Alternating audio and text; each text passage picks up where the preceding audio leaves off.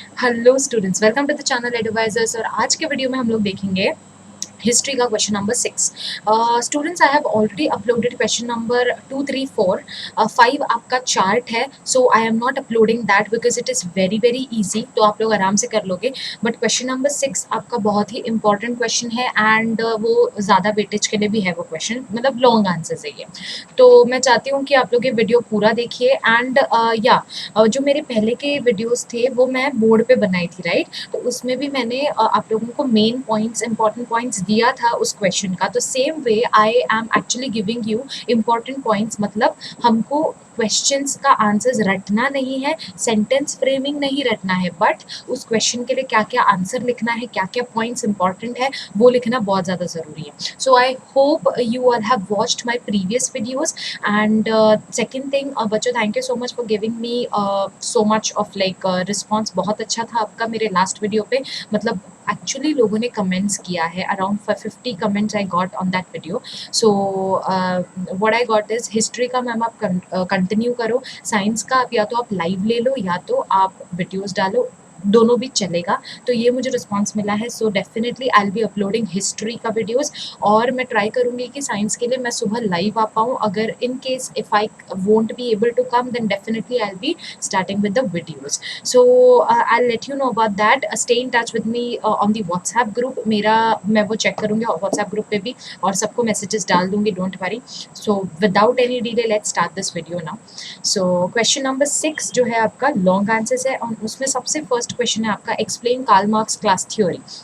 बच्चों सुनो, everything written here is, मैं आपको बता दूं कि I have actually referred target publication which I have with me now. So you can refer any of the reference books you have. इधर digest refer कर सकते हो, या तो टारगेट आपके पास है तो वो करो, या तो सबसे बेस्ट है टेक्स्ट बुक, कोई भी चलेगा। लेकिन सी सिंपल है, एक क्वेश्चन का अगर कोई आंसर होता है तो ऐसा नहीं है कि टारगेट में अलग होगा, डाइजेस्ट में अलग होगा और टेक्स्ट बुक में अलग होगा, नहीं।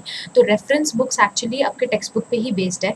तो अगर कोई बच्चा टेक्स्ट बुक से कर रहा है तो well and good, no problem with that, go with the flow. But एक चीज़ याद रखो कि उस क्वेश्चन के लिए जो आंसर का जो इंपॉर्टेंट पॉइंट्स है वो लिखना बहुत ज़्यादा ज़रूरी है। आपका कंटेंट डिफरेंट नहीं होना चाहिए।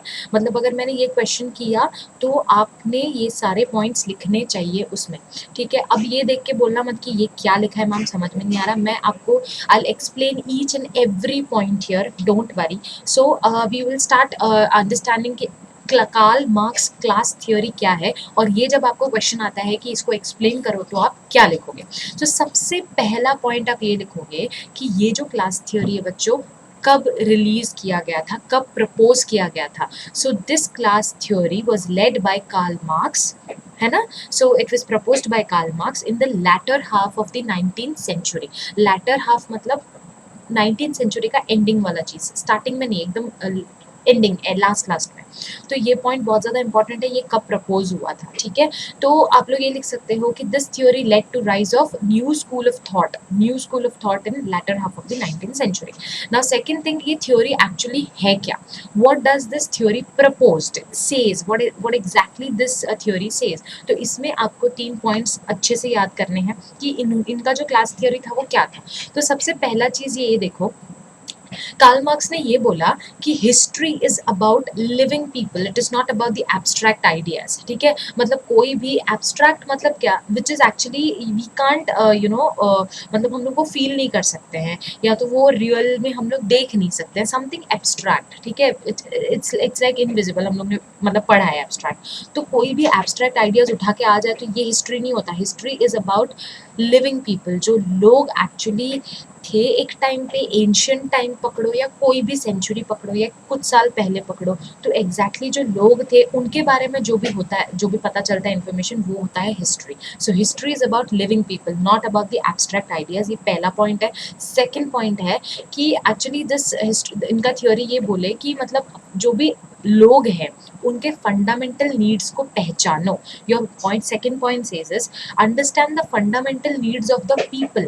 और फिर क्या, फंडामेंटल नीड्स समझ लिए, हम नीड्स तो समझ लिए कि लोगों को क्या चाहिए, लेकिन उसके बाद उनके लिए बंदोबस्त करो कि उनका, सपोज फॉर एग्जाम्पल आज से सपोज 10 या 20 साल पहले इंटरनेट का कोई ज़माना नहीं था, किसी को इंटरनेट नहीं चाहिए था, बट आज जो है हर एक के घर में इंटरनेट चाहिए ही चाहिए। So now this is the need of the people living at this period, on this period, या मतलब जो भी इन दिस पीरियड। तो ये जो टाइम पे हम रह रहे हैं, हम लोग विदाउट इंटरनेट अभी नहीं रह सकते, तो हमारा नीड हो गया इंटरनेट, करेक्ट। तो अब जो हमने आइडेंटिफाई किया कि अच्छा, अब देखो जो बिजनेस, जो बड़े बड़े इंडस्ट्रीज मतलब अभी जो चल रहे हैं, जो बिजनेस खोल रहे हैं अभी इंटरनेट वाले, क्यों इतना धंधा हो रहा है, क्यों उन्होंने आइडेंटिफाई किया कि अब जब से कोरोना आया है तब से तो मतलब हर एक के घर में इंटरनेट है। पहले चल किसी किसी के घर में होता भी नहीं था, गाँव में जाओ तो इतना इंटरनेट की सुविधा नहीं थी, बट अभी जियो आने के बाद एकदम चेंज। और अभी जब कोरोना आया, वर्क फ्रॉम होम चला, ऑनलाइन ट्यूशंस क्लासेस चलने लगे, तो सबके घर में इंटरनेट चाहिए, चाहे वो वाईफाई हो चाहे वो मोबाइल डेटा। तो सिंपल है, पहले identify the needs of the people and then arrange the proper production of their needs, मतलब कैसे हम उसको प्रोड्यूस करें उसका अरेंजमेंट्स करो। तो ये सेकंड पॉइंट हो गया।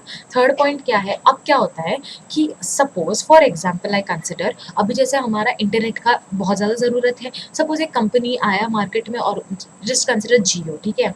तो अब जियो का जो प्रोडक्शन, जो भी एक क्लास होगा जो एक्चुअली वो लोग उसमें लगे हैं, हमने थोड़ी ना किया है, तो पैसा उनको जा रहा है कि नहीं। तो सेम वे अब क्या होता है कि जब एक नीड चाहिए लोगों को, सपोज एक एरिया में इसका सुविधा ही नहीं है, मतलब मार्केट नहीं है, मतलब सपोज वेजिटेबल्स एंड ग्रोसरीज का कुछ भी मार्केट नहीं है एक एरिया में, तो वहाँ पे वो पीपल के लिए वो नीड है। अब वहाँ पे सपोज एक ग्रुप ऑफ लोगों ने ये मतलब आयोजन किया और वो स्टार्ट किया। तो अब क्या हो जाता है कि हिस्ट्री में क्या होता था कि क्लास का डिवीजन होता था, सबको पता है कि पहले देखा जाता था कि नहीं, these people are of higher class, these are middle class, these are lower class, तो लोअर क्लास को ज़्यादा फायदा मत दो, हायर क्लास को सबसे ज़्यादा फायदा मिलेगा। तो ये चीज़ हमेशा से होता रहा है। तो उन्होंने ये भी बोला कि क्या होता है, इसकी वजह से क्या होता है कि the division of society into classes that leads to class struggle. Now why this leads to class struggle? Because the class of the society which is actually producing the needs, है ना, दे आर मोर बेनिफिटेड। अब वो लोग क्या करेंगे, अभी suppose एक group है जो एक्चुअली उन लोग ने भाजी और ये सब का उन लोग ने स्टार्ट किया, मतलब कैसे मंडी से लाना है यहाँ पे डिस्ट्रीब्यूट करना है। अब वो लोग अपना खुद का वहाँ से फायदा करा रहे हैं, ठीक है। सपोज वो भाजी ये लोग अगर 20 रुपए किलो में खुद के लिए ले रहे हैं, तो शायद बेच रहे 40 या 50 पे। तो किसको फायदा हो रहा है? जो एक्चुअली उसमें है प्रोडक्शन में और जो भी उस काम में है, लेकिन जो बाकी के क्लासेस के लोग हैं उनको फायदा नहीं होता है। So this leads to division of society into classes and then ultimately it leads to class struggle. तो फिर झगड़ा शुरू ना, कि ये क्लास के लोग फिर वो क्लास से झगड़ा करने लगते हैं, फिर ये सब होता है। तो ये तीन चीज़ उन्होंने हिस्ट्री में प्रपोज किया, उनके थ्योरी में, कि ये तीन चीज़ है। अब देखो ये जो थर्ड पॉइंट है ना, ये इतना समझ गए, फर्स्ट लिविंग पीपल है, not abstract idea. Second thing, needs of people को आइडेंटिफाई करो and then arrange their needs, है ना, produce it. Third thing, society का डिवीजन मत करो, because this division of society leads to class struggle. ये तीन हो गए। अब ये थ्योरी हो गया, अब आओ एक थर्ड पॉइंट पे, मतलब ऐसे, हाँ, फर्स्ट सेकेंड एंड थर्ड। अब उन्होंने क्या ओपिनियन दिया, ही ओपाइंड मतलब उन्होंने अपना एक सजेशन, एक ओपिनियन दिया। उन्होंने ओपिनियन दिया कि human history comprised of class struggle हमेशा से, ठीक है। क्यों? Because the class owning the production economically exploits the rest of the classes. Now this is the reason उन्होंने ये बोला है कि यस, ये मेरा ओपिनियन है कि human history actually is made up of class struggle, मतलब सिर्फ क्लास स्ट्रगल ही है इसमें अभी तक। क्यों? बिकॉज जो एक्चुअली प्रोड्यूस कर रहा है वो class economically rest of the classes को एक्सप्लॉइट करता है। क्लियर? अब उनका एक बुक है, the book name is Das Kapital, ठीक है। तो ये बुक में उन्होंने ये सारी चीज़ों के बारे में बोला गया। बस इतना ही आपको लिखना है, कार्ल मार्क्स क्लास थ्योरी। समझ गए? Clear? Let's move on to the next question. I will provide you the PDF of this in the description, or else you can take the screenshot. Okay, तो second question है, what are the 4 characteristics of modern history?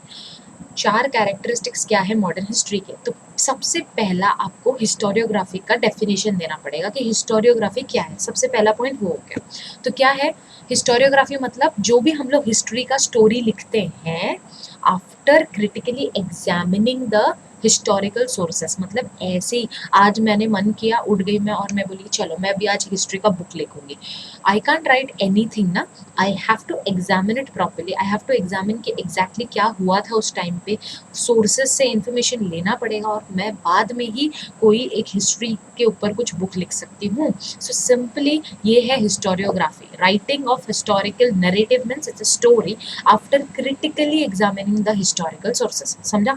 तो सबसे पहला point आप लोग definition लिखोगे। Second point क्या लिखोगे कि ये जो मॉडर्न हिस्ट्री था ना बच्चों, ये modern history actually was based on scientific principles. ये मॉडर्न हिस्ट्री किसके ऊपर बेस्ड था? Scientific principles. और हम सबको पता है कि जहाँ साइंस आता है, साइंस का बोलते हैं ना कि इन्वेंशन ही इन्वेंशन होता है ना साइंस में। तो कोई भी चीज़ इन्वेंट कैसे होती है? जब तक एक क्वेश्चन मार्क नहीं आए ना तब तक कोई चीज़ इन्वेंट नहीं कर सकते हैं।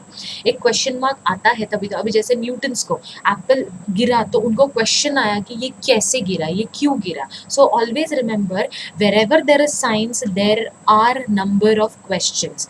तो कोई भी चीज़ एक शुरू होती है क्वेश्चन से, मतलब ये क्वेश्चन आया तभी वो रिसर्च होता है और फिर कुछ चीज़ इन्वेंट होता है या ये ना तो प्रपोज होता है। तो सेम वे याद रखो modern history is based on scientific principles, therefore it always begins with the formation of questions.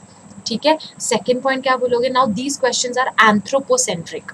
ये आपको लिखना है, ये पॉइंट बहुत इंपॉर्टेंट है भाई। ऐसे ये क्वेश्चंस कैसे हैं? ये है एंथ्रोपोसेंट्रिक। एंथ्रोपोसेंट्रिक मतलब क्या? It is nothing but the deeds of the deeds मतलब जो भी काम किया है लोगों ने उस टाइम पे, जो भी काम लोगों ने किया था उस टाइम पे। So this is all about the deeds of the members of human societies of that particular period. Simple. Anthropocentric मतलब ये जो क्वेश्चंस है सारे, अब देखो सिंपल है, अगर हिस्ट्री है तो कोई साइंस का क्वेश्चन तो उधर करेगा नहीं, अगर हिस्ट्री है तो कोई भाई मैथ्स का कोई क्वेश्चन तो एडिशन सब्ट्रैक्शन या कोई ये तो नहीं करेगा। सिंपल है, अगर हिस्ट्री है तो it is the questions are related to the history, therefore these questions are called as anthropocentric. Anthropocentric मतलब everything is related to the humans living at that period. वो क्या काम करते थे, the deeds of the human beings. समझा? Clear? अब आगे क्या ये पॉइंट भी लिखोगे कि history doesn't deal with the inter relation between divine and human needs. कभी भी याद रखो हिस्ट्री कभी भी रिलेट नहीं करता है व्हाट मतलब what is exactly divine and human deeds, ये दोनों का रिलेशन हिस्ट्री में कहीं भी आपको नहीं मिलेगा। तो ये आप एक ऐड कर सकते हो, अगर नहीं याद आता है तो this point is also enough. अब ये सारे क्वेश्चन का आंसर्स कहाँ से मिलेगा? ये सारे क्वेश्चन जो भी क्वेश्चन आ रहे हैं इन सब का आंसर्स कैसे मिलेगा? Bye evidences. विदाउट एविडेंसेस किसी का भी आंसर हम हिस्ट्री में नहीं दे सकते हैं। कोई अगर पूछता है कि आज से 200 साल पहले के लोग क्या करते थे, उनका मतलब वो एक्चुअली उनका क्या बोलते हैं कि क्या काम करते थे, कैसे रहते थे, क्या खाते थे, किससे उनका घर चलता था। तो अगर मेरे को इसका आंसर देना है तो मुझे एग्जैक्टली उस चीज़ का सोर्सेज ढूंढना पड़ेगा कि वो टाइम पे एग्जैक्टली कहाँ पे क्या लिखा है, उसको पढ़ना पड़ेगा, एविडेंसेस के साथ मुझे आंसर देना पड़ेगा। किसी भी क्वेश्चन का विदाउट सबूत आंसर नहीं देते भाई, हर जगह सबूत देना ही पड़ता है, सबको पता है। ठीक है? अभी लास्ट पॉइंट क्या लिखोगे? जो भी मैनकाइंड का जर्नी है, तो ये मॉडर्न हिस्ट्री क्या बताता है? It shows the graph of the mankind journey. ठीक है?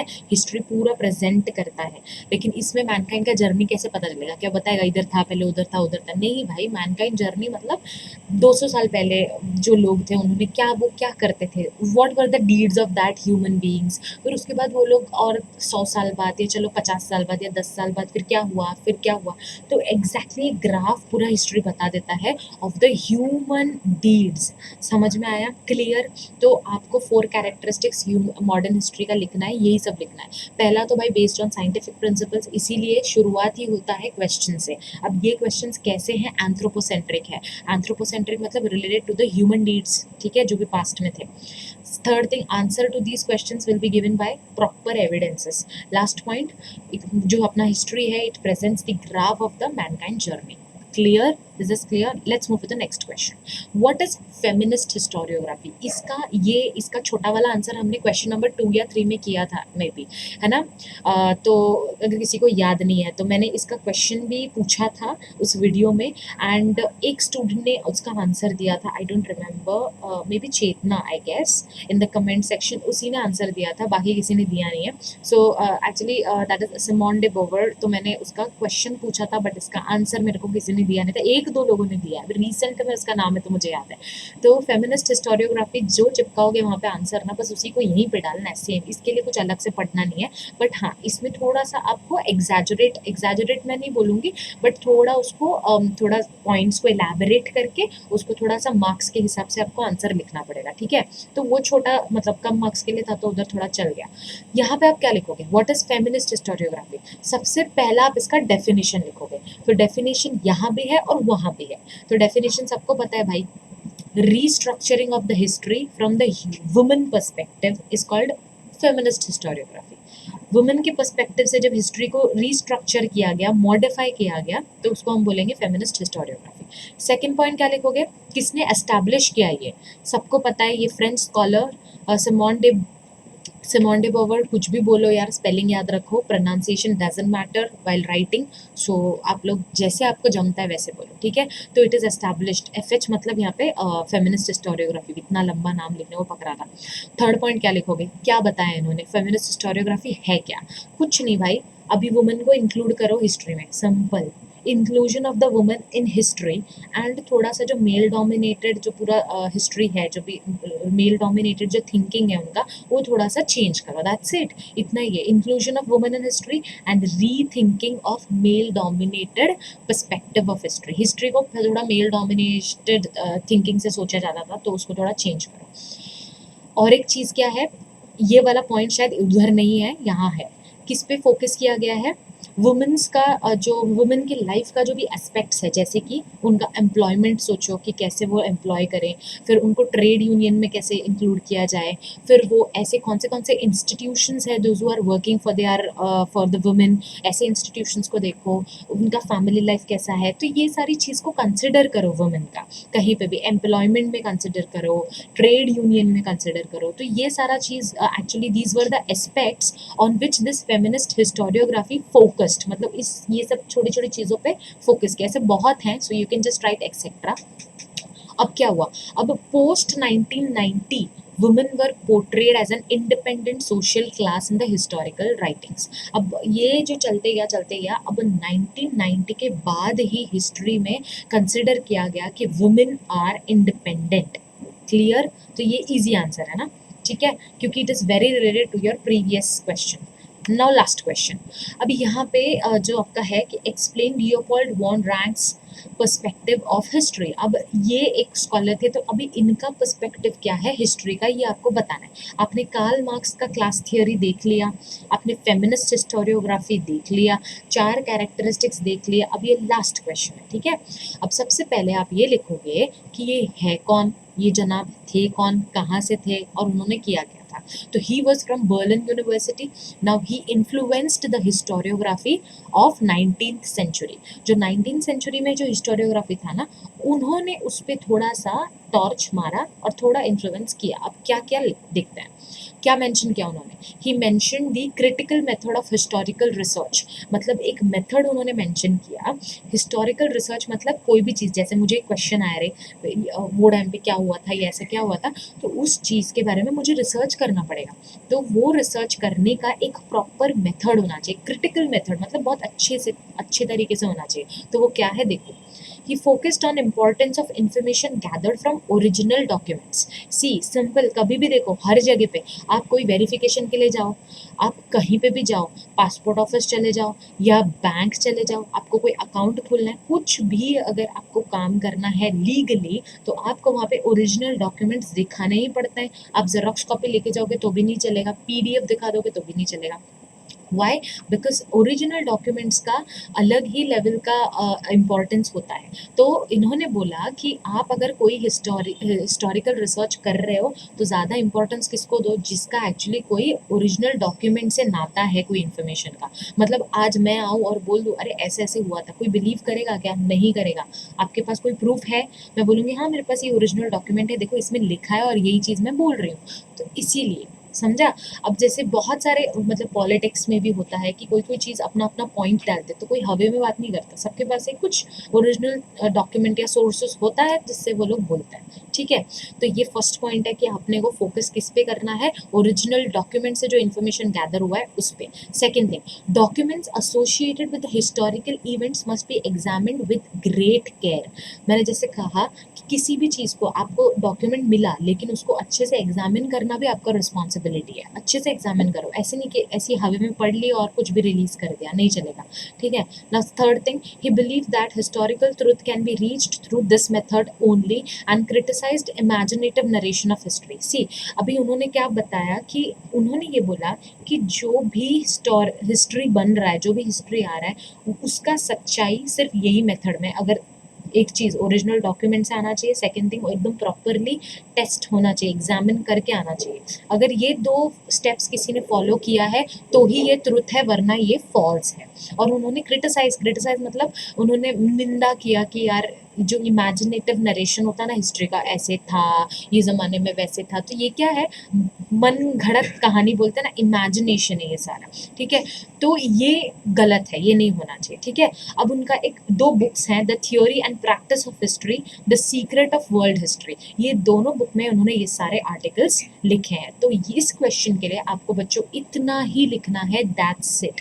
आई होप आपने ये 4 क्वेश्चंस अच्छे से समझ लिए। See here I am not here to make you learn the answers. मेरा ultimate motive of making these videos are आपका पॉइंट वाइज सब कुछ क्लियर होना चाहिए, क्योंकि हिस्ट्री एक ऐसा चीज़ है जिसको हम लोग रट रट के कितना भी रट लो नहीं होता है, तो उसको समझ के पढ़ने में ना अलग ही मज़ा है। तो भी आप ये समझ गए हो, आपका नेक्स्ट काम ये होगा, take your textbook, now search for the answers in your textbook, go through the answer again and then learn it properly, कितने पॉइंट्स आपको याद रखने हैं, ठीक है, समझ गए। So if you want, I hope अभी तक स्क्रीनशॉट ले लिया होगा आप लोगों ने, and then I will try to provide you the PDF of this question in the description box.